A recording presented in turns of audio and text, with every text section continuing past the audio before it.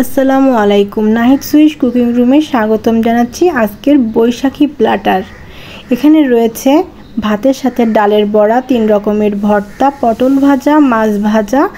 এই ভর্তার মধ্যে আছে ডিম ভর্তা, আলু ভর্তা আর মাছের লেজ ভর্তা। আর মাছের তেল দিয়ে এই খাবারগুলো খেতে দারুণ মজা লাগে। আমাদের নিত্যদিনের খাবারের মতনই খাবার, তবে বিশেষ করে এই দিনটাতে এভাবে সব কিছু একসাথে খেতে কিন্তু খুব মজা লাগে। তো আমি একটি প্ল্যাটার তৈরি করে ফেলেছি, খুবই দারুণ। তো চলুন আমরা শেয়ার করি কিভাবে আমি এই রান্নাটা করলাম। প্রথমে আমি একটি প্যানে পর্যাপ্ত পরিমাণে পানি নিয়ে নিয়েছি। এই পানির মধ্যে আমি একটু লবণ দিয়ে আলু এবং ডিম সেদ্ধ করে নেব। আর তার আগে পানিটা আমি একটু গরম করে নিচ্ছি। পানিটা একটু গরম করে নিলে আলু এবং ডিম দুটো খুব দ্রুত সেদ্ধ হয়ে যাবে।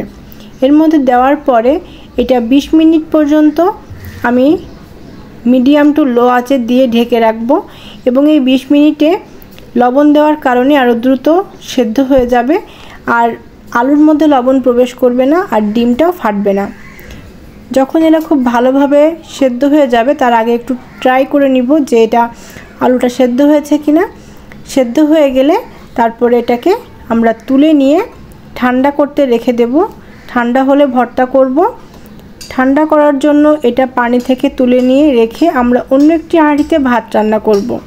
এবং এই ভাত রান্না করার জন্য পানিটা ফুটন্ত পানিতে আমি আধ ঘন্টা আগে ভিজিয়ে রাখা চাল দিয়ে দিলাম, এবং ঢাকনা দিয়ে ভাতটা যখন একদম উতলে এসেছে তখন এটাকে ট্রাই করে দেখব। এতে খুব ঝরঝরে ভাত হবে এবং ভাতগুলো একদমই নন স্টিকি ভাত হবে। এ ভাতটা খেতে অনেক মজা। পানি ঝরাতে দিয়ে এবার তেল গরম করে তেলের মধ্যে আমি কেটে লবণ, হলুদ এবং মরিচের গুঁড়া মাখিয়ে রাখা মাছগুলো ভেজে নেব মিডিয়াম টু হাই আঁচে। এভাবে করে ভাজলে মাছের ভেতরটা সফট থাকবে এবং উপরটা একটু মুচমুচে হবে। মাছটা আমি একবারে এক পাশ যখন লাল হয়ে যাবে তখন আর এক পাশ উল্টে দেব। এই ভাজার কাজটা আপনারা সরিষার তেলে করতে পারেন, তবে আমি এটা সয়াবিন তেলেই করেছি। মাছ ভাজা খুব ভালোভাবে যখন হয়ে যাবে তখন এই মাছটা তো আমি তুলে রাখবই, সেই সাথে মাছের থেকে কিছুটা তেলও আমি তুলে রাখবো, যেটা প্রথমেই দেখালাম যে আমি মাছের তেলটা ভাতের সাথে মিলিয়ে নিয়ে খেয়েছি। গরম ভাতে গরম গরম মাছ ভাজা আর এই মাছের তেল কিন্তু খুবই মজা লাগে। এরপরে আমি পটল আঁচড়ে মাঝখান থেকে চিড়ে লবণ, হলুদ আর একটু গরম মশলা দিয়ে মাখিয়ে আর ঝালের গুঁড়া দিয়ে মাখিয়ে রেখেছি। এটা আমি ওই মাছের তেলেই ভেজে নেব। আরেকটা কথা বলে রাখি, এখানে আমি ডালের বড়া তৈরি করেছি, সেটা কিন্তু আমি ভিডিও করিনি, কারণ ডালের বড়াটা ডাল ভিজিয়ে রেখে আধ বাটা করে পেঁয়াজ মরিচ দিয়ে মাখিয়ে সেটাকে আমি ডুবো তেলে ভেজে নিয়েছি। আর আমি একবারে এখানে যে তেলটা নিয়েছি এই তেলে যে মাছ ভেজেছি এবং সেই তেলেই পটল ভাজা এবং ডালের বড়া ভাজা করে নিয়েছি, যাতে করে এগুলোর মধ্যে একটা মাছের ফ্লেভার থাকে আর খেতে অনেক সুস্বাদু হয়। পটলগুলো ভাজা হয়ে গেল। এরপরে আমি পটল ভাজা হয়ে গেলে ডিম ভর্তা করে নেব, আলু ভর্তা করে নেব। আলু ঠান্ডা হয়ে গেছে, সিলকাটা ছিলে নিয়ে আমি এখানে পেঁয়াজ, মরিচ আর শুকনো ঝাল দিয়ে আর সরিষার তেল দিয়ে ভর্তাটা করে নিচ্ছি। আর এক্ষেত্রে ঝালটা একটু বেশি দিলে কিন্তু খুব মজা হয়। সবসময় যে পান্তা ভাত খেতে হবে এমন কোনো কথা নেই, গরম ভাতেও কিন্তু এভাবে করে মজা করে খাওয়া যায়। এখানে আরও অনেক রকম ভর্তা আপনি অ্যাড করতে পারেন, তো আমি শুধুমাত্র 3 রকম ভর্তা করেছি। তো ডিম ভর্তা, আলু ভর্তা আর মাছের লেজ ভর্তা।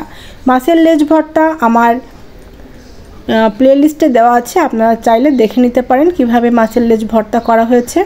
আলু ভর্তাও আমরা সবাই করতে জানি, তো আলু ভর্তাটাও করে দেখালাম। যেহেতু এটা একটা প্ল্যাটার তৈরি করছি, তো আলুটা ভর্তা হয়ে গেলে এরপর আমি ডিম ভর্তা করব। আর ডিম ভর্তা করার জন্য আমি ডিমের পেঁয়াজ মরিচগুলো আগে ভর্তা করে রেখেছি। এরপরে ডিমটা আমি নিয়ে জাস্ট চটকে এর সাথে ভর্তা করে নেব। চাইলে কিন্তু ডিম এবং আলু দুটো একসাথে ভর্তা করে নেওয়া যায়, আর এই দুইটা ভর্তা খেতে কিন্তু খুব মজা লাগে। তো হয়ে গেল আমার ডিম ভর্তা, আলু ভর্তা আর মাছের লেজ ভর্তাটা। যেহেতু আমি আগেই করেছি এবং প্লেলিস্টে আছে, তাই আমি এটা এখানে শেয়ার করিনি। তো আমি এখানে প্রেজেন্ট করছি। এই হচ্ছে ভর্তার আইটেম। তো ভিউয়ার্স, এই ভর্তার আইটেমগুলো কেমন লাগলো, আর এই ছিল আমার আজকের প্ল্যাটার। কেমন লাগলো আর কেমন হয়েছে বলবেন, ভালো লাগলে কমেন্টে জানাতে ভুলবেন না। ডালের বড়া, আলু ভর্তা, ডিম ভর্তা, মাছের লেজ ভর্তা, মাছ ভাজা, পটল ভাজা, পেঁয়াজ মরিচ। আল্লাহ হাফেজ।